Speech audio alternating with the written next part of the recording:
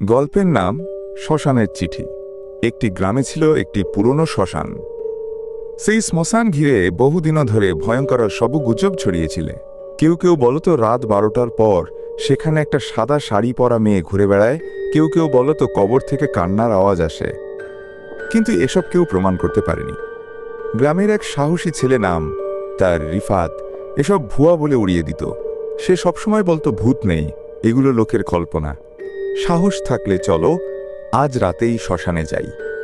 বন্ধুরা বাধা দিল। একদিন রিফাত একাই ঠিক করলো রাতে শ্মশানে যাবে। ব্যাগে টর্চ, পানি আর একটা পুরনো ক্যামেরা নিয়ে রাত 11টার সময় সে রওনা দিল। শ্মশানে পৌঁছানোর পর সবই ছিল নিস্তব্ধ। বাতাস থমকে গিয়েছিল, গাছের পাতা একটাও নড়ছিল না। হঠাৎ টর্চের আলোয় সে দেখতে পেল একটা কাগজ পড়ে আছে এক পুরনো কবরের পাশে। কৌতূহলে কাগজটা তুলতেই দেখল সেটা একটা চিঠি। চিঠির ভাষা ছিল অনেক পুরনো ঢঙের। আমি সুধা, আমার মৃতদেহ এই কবরেই শুয়ে আছে, কিন্তু আত্মা মুক্তি পায়নি, কারণ আমি খুন হয়েছিলাম। আমার হত্যাকারী এখনও বেঁচে আছে। প্রতিশোধ না নিলে আমি শান্তি পাব না। তুমি যদি সত্যিই সাহসী হও, তবে খুনির নাম খুঁজে বের করো। না পারলে তুমিও থাকবে আমার সঙ্গী হয়ে। রিফাত হেসে উঠল।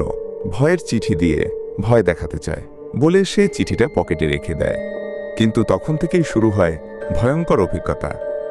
রাত বাড়ার সঙ্গে সঙ্গে শ্মশানটা যেন বদলে যেতে লাগলো। গাছগুলো বাঁকা হয়ে ছায়া ফেলছে, কুকুরেরা চিৎকার করে উঠছে। হঠাৎ কোথা থেকে যেন এক নারীর কান্নার আওয়াজ ভেসে এলো। রিফাত পেছন ফিরে দেখল এক সাদা শাড়ি পরা মেয়ে ধীরে ধীরে তার দিকে আসছে। মুখ নেই, শুধু দুইটা গভীর কালো গর্ত চোখের জায়গায়। সে দৌড়াতে শুরু করলো।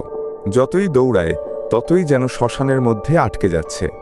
ঠিক তখনই পকেটের মধ্যে থাকা চিঠিটা আগুন ধরে জ্বলে উঠল। রিফাত আর কিছু মনে করতে পারে না। পরদিন সকালে লোকজন শ্মশানের কাছে তার ব্যাগ আর ক্যামেরা পেল, কিন্তু সে নিজে আর কখনো ফিরে আসেনি। সেই ক্যামেরার ছবিগুলো খুলে দেখা গেল শেষ ছবিটা সাদা শাড়ি পরা মেয়েটা ক্যামেরার একদম সামনে দাঁড়িয়ে আছে, কিন্তু মুখটা আজও ঝাপসা। শেষ কথা, রিফাত কি সত্যিই ভূতের শিকার হয়েছিল, নাকি এটা ছিল কারো সাজানো ফাঁদ? কেউ জানে না।